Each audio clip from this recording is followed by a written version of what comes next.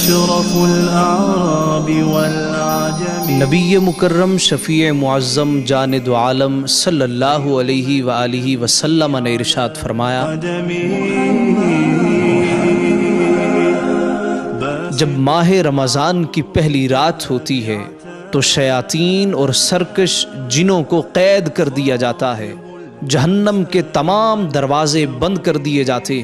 اور رمضان المبارک میں جہنم کا کوئی دروازہ نہیں کھولا جاتا، جنت کے تمام دروازے کھول دیے جاتے ہیں،